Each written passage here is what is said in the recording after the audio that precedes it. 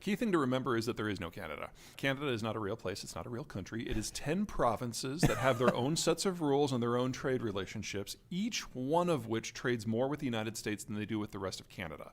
I don't mean that to say that that is a bug. That is a feature because it makes the provinces a lot more dynamic and functional when there are changes in environment. Number one, don't think about what is good for Canada. Think about what is good or bad for Ontario or Quebec or BC or Alberta. There is no unit. You guys didn't even get an internal free trade agreement until 2-3 years ago. The future we're moving into is one where we're going to lose a significant amount of energy production out of the Russian space and out of the Persian Gulf. So in that environment, anyone who is a stable energy provider can kind of write their own check. Alberta is, with Texas, at the very top of the list in terms of regional systems that are going to do very well. That's number one. Number two, we're seeing a breakdown in the trade system that allows global fertilizer to be produced. In North America, that does not apply. North America makes all of its own nitrogen fertilizer. Saskatchewan produces almost all of our potash fertilizer, and we can get phosphate from some places within North America, but certainly within the Western Hemisphere. Right. So in a world where global food production gets hit hard, North American producers are fine. And the crop that is going to see the most dynamic change in pricing is wheat, because wheat is only grown in places where nothing else will grow. Because it'll grow almost anywhere comparatively. Yeah. But we've pushed it to the margin, so it will only grow in places where only wheat can grow with industrial inputs. So if you break down the industrial inputs, most wheat production around the world is going to fail, or it will have to be relocated to better land. That does not apply to North America.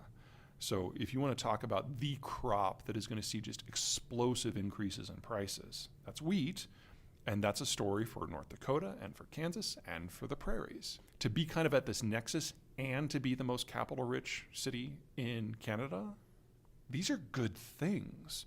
If Alberta does nothing different at all, you're going to be one of the fastest growing parts of the world for the next 30 years.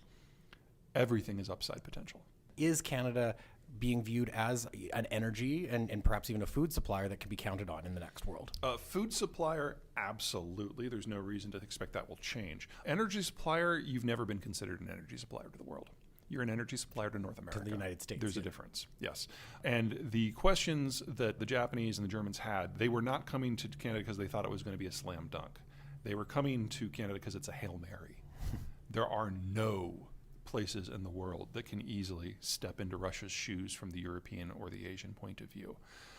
And honestly, I don't think the Germans or the Japanese were very hopeful when they arrived in the first place, because let's be honest, you are not a country, you are 10 provinces, which means for Albertan crude to get out, it has to either run through British Columbia. Oh my God, I mean, the BCers, we're about to get a new pipeline there with the Trans Mountain expansion. I would not hold your breath on that one, because just because the federal government has kind of given in to allow it to happen, the political coalition that is supporting the minority government is not in favor of that.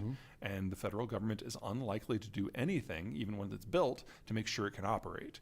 So all of the protest groups, especially the BC government, which is one of the protest groups, are going to do everything they can to stymie that pipeline from the day it's finished. So I wouldn't count on that one.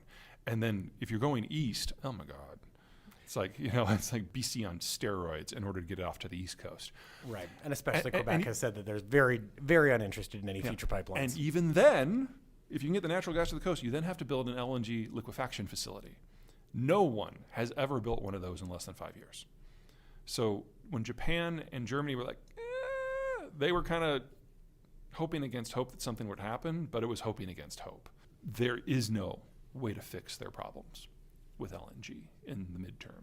The United States and Canada are two of the world's greatest agricultural producers and massive exporters. Check, that's not going anywhere.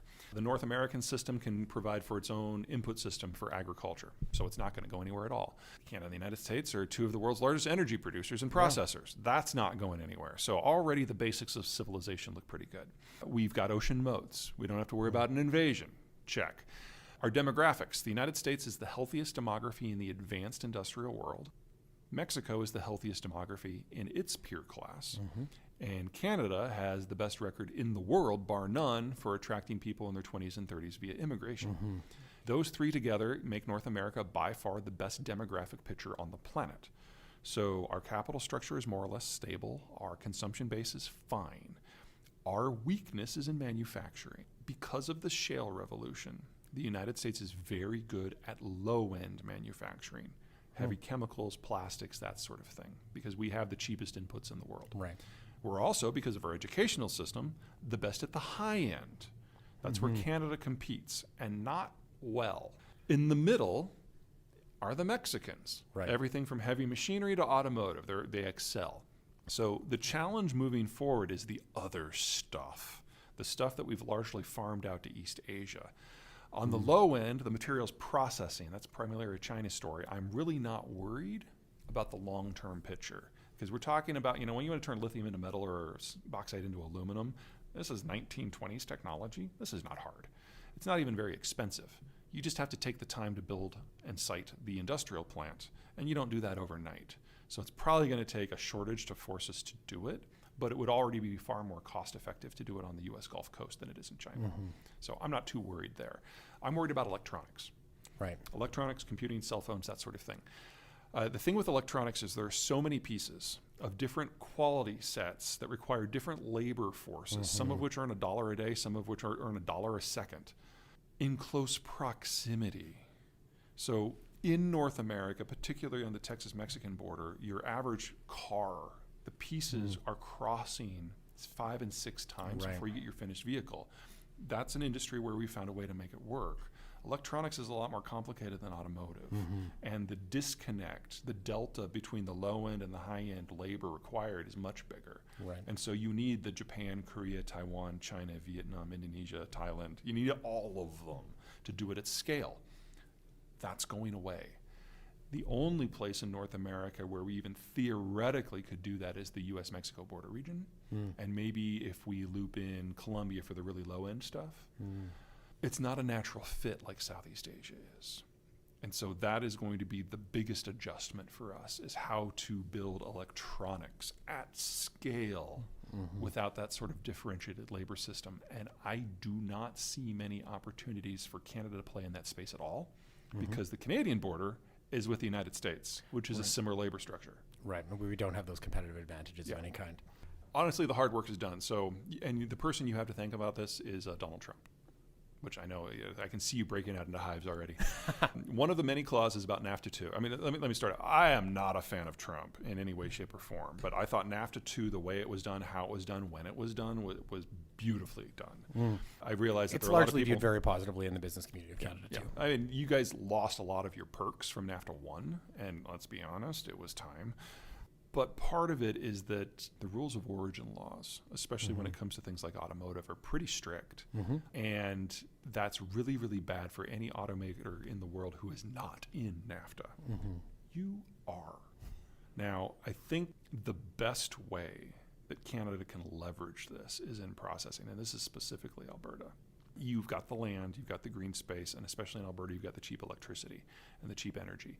And that is the big hole that we have in the midterm. Now, the Gulf Coast is going to do everything they can to dominate this, but there's plenty of room for materials processing in Alberta, and I think you really need to take advantage of that. Beyond that, if you want to go into manufacturing, I'm not sure automotive is the greatest place for you to compete overall, because you don't have proximate centers to synergize with. But the more advanced components, the ones that are very high value added, the ones where transport is a minuscule, if not a rounding error to zero, part of the value, basically, if the part can be flown to its assembly location in an economically viable manner, that's where you can play. I'm not sure you can do that in automotives or EVs, but I bet you can do that in aerospace and electronics. There was a joke that went around American political circles in the 90s that with the end of the Cold War, New Zealand joined the non-aligned movement and Canada just became an NGO. I haven't heard that one, but I understand it. Even if Canada could function as a normal, unified, federal or unitary system, and it can't, even if it could, the shape of Canada, the size of Canada, the fact that it has an Atlantic and a Pacific frontage that are so separated economically, strategically, and culturally, you couldn't play. Because if you can't provide the base security, none of the rest of it works. Now, post-World War II, pre-Ukraine Canadian policy piggybacked on global safety to push development goals and economic development and trade access. And in that, you were a middle power. but it was because of an environment that you could not create or shape. That environment is now gone, and so you would have to create or shape it yourself. You don't have the capacity. You're too far away, you're too split, you're too small. I'd argue the United States doesn't have that capacity to do it at scale on a global basis. Wow. We are going to have to choose. Now, the fact that Japan has decided to fuse with American power is a huge step in helping that work in different areas. But I think Especially Southeast naval Asia, power. Yeah. I think Southeast Asia, Northern Europe, specifically Scandinavia, again in partnership with the Brits, and maybe a degree of the Western Hemisphere in general, I think that's what we are going to be limited to. So within that pond, Canada can do a lot.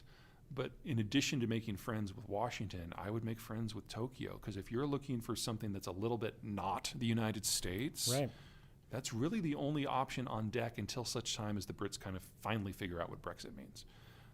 So over and above that, making friends with Tokyo, I'll ask you another advice question. If you're advising the Prime Minister of Canada, if you don't think we can play as a middle power, how do you think we should play? This, again, is not going to be a very friendly answer. Every Canadian province trades more with the United States than it does with the rest of the world. That will not change this century. I realize that the primary Canadian cultural identifier is that we're not American. I get it. I understand it. Even though like 80% of us live, within a within 2-hour sight drive. of the border. Yeah. I would say that the best way, if the goal is to maintain a little bit of light between the United States and Canada, and I understand why that is, the only place you can play is finance. Your energy goes south, your food processing largely goes through American ports. There's really not another player here, and your trade is dependent on American security. But there's a lot of money that's really scared from the rest of the world that is looking for a place to call home. And until recently, all of it that comes to Canada has been going into housing, and you need to redirect that somewhere else. Right. So huge housing affordability issues in Exactly. Canada at the moment. Yeah. Now, particularly in our gateway cities. Yeah. the foreigners who are doing this, they're scared. They're going to lose everything, and it's a reasonable fear. And they would prefer a hard asset, a rate of return, and an implicit government guarantee, and housing checks 2 of the 3 boxes. So your goal is to create a financial product that checks 3 boxes, called a community development bond. We're moving into an environment where capital is going to be harder to get.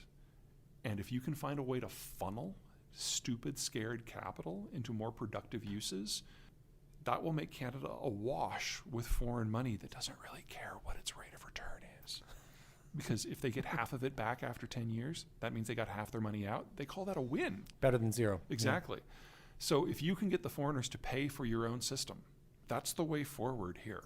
And that is the big outsized win for Canada to become, I don't want to call them money launderers to the stars or anything like that. No, I don't think that should be the tagline. Yeah, exactly. Right. But you could put it to more productive use than it can if it just goes into housing. Well, that brings me to the last thing I have time to ask you today, which is about inflation. Because, if we were to survey, in fact, we regularly do, the folks that live in Alberta and Calgary and Canada, I can tell you what's coming up at the top of their concern list. It's affordability, particularly inflation, and how interest rates interact with that as well. Now, there's this feeling of hopefulness that perhaps the period of inflation is mostly behind us, the pain is mostly behind us, and the interest rates will start to come down relatively rapidly. Do you share that view? No. In the United States, we're not going to see rates come down for another decade. We have to wait for another generation to become capital rich. Those will be the millennials. Basically, what's happening in the United States is the boomers are retiring. They're taking all their money with them. And even if interest rates were able to come down, capital costs really wouldn't. We have to wait for more people to enter their 50s. That means 2030 to 2035 is when we see the break. Canada's inflation is coming from 2 sources. Number one is the property market. There's no reason to expect that to get better except for this ban on foreign purchases. The foreigners are going to find more and more creative ways to get around that. And so the policy will have to continually be updated to keep that under control. But the second reason you've been dealing with inflationary issues is COVID. From the point that a demand profile shifts, whether it's because of a lockdown or a new vaccine makes it possible to open, or the anti-vaxxers throw a fit, or the anti-vaxxers all get put in prison, whatever it happens to be. It takes about 18 months for the supply chains to match the new demand profile. And in the United States and Canada, it was 18 months ago that we started our opening. So we're finally getting to the end of the COVID impact. And so yes, you're seeing disinflation now as the supply chains are finally repaired. What I see coming is disruptions that are far more serious, not in demand, but in supply. Right.